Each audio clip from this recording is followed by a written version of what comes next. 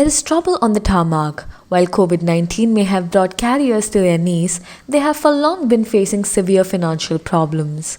Airlines have been floundering for some years now. SpiceJet in November had proposed a one-time debt restructuring and additional working capital from Yes Bank in a bid to keep afloat.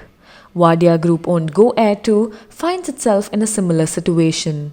In financial year 2020, Go Air had a negative net worth, and its liabilities exceeded its assets.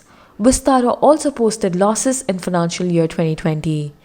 Indigo, on the other hand, with a market share of around 54% and the largest fleet in India, also found itself in turmoil when the government had placed a cap on the number of flights on all airlines after the pandemic.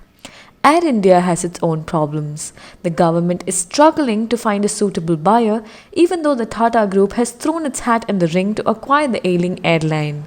Dealing with Air India's whooping losses is just one of the concerns the Tata Group will be facing. It has to deal with the sheer magnitude of Air India's assets and employees. According to Vinamra Longani from Sudden & Co., most if not all airlines in India have a weak balance sheet. All airlines, with the exception of Indigo, are cash poor and are facing significant liquidity issues. Airlines where promoters are not inclined to infuse capital are further impacted and are the most vulnerable.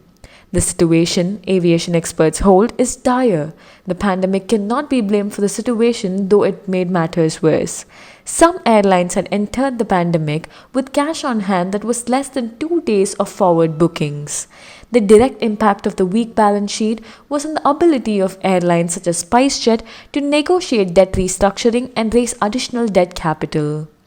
The challenge lies in the mindset of our banking system at large, which have taken the experience of Kingfisher and painted all the struggling airlines in the same colors, explains Rohit Tomar from Caladrius Aero Consulting.